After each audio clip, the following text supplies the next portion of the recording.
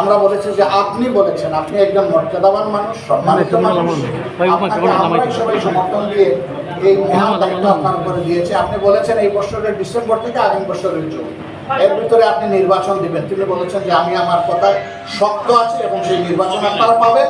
তবে আমি চাচ্ছি এমন একটা নির্বাচন যেটা ইতিহাস সৃষ্টি করবে এবং যেখানে প্রত্যেকটি মানুষ ভোট দিয়ে হাসি মুখে বের হবে, গিয়ে দেখবে না যে তার ভোট আরেকজন দিয়ে ফেলেছে, গিয়ে দেখবে না মাস্তানরা দখল করে আছে, গিয়ে দেখবে না কালো টাকা তাদের ভোট নিয়ে গেছে, এটা দেখবে না। এরকম একটা ভোট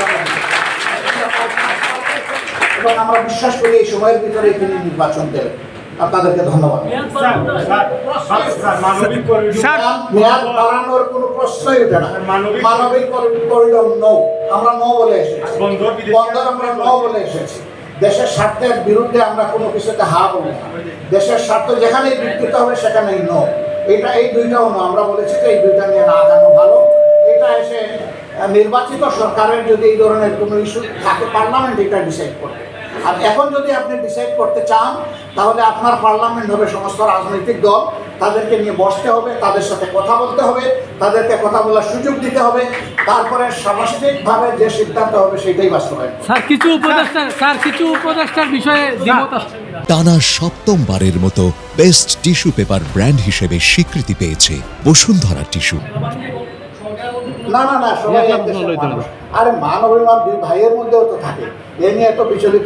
স্যার কিছু উপদেষ্টা আপনি বলছিলেন যে রোজার আগে নির্বাচন, আপনি গত বলছিলেন স্যার আসলে কখন চাচ্ছেন? জুন তো একটা না, আমরা কালকেও বলেছি যে আমরা মনে করি সুইটেবল টাইম দুইটা।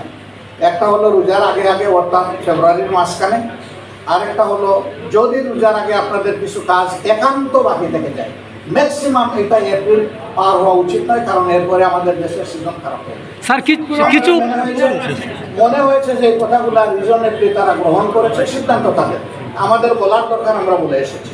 ধন্যবাদ ভাই। আসসালামু আলাইকুম। স্যার কিছু উপদেষ্টার বিষয়ে অনেক কথা হবে, আপনাদের বাড়িতে আমার দাওয়াত থাকবে, খাওয়া হবে। আসসালামু আলাইকুম।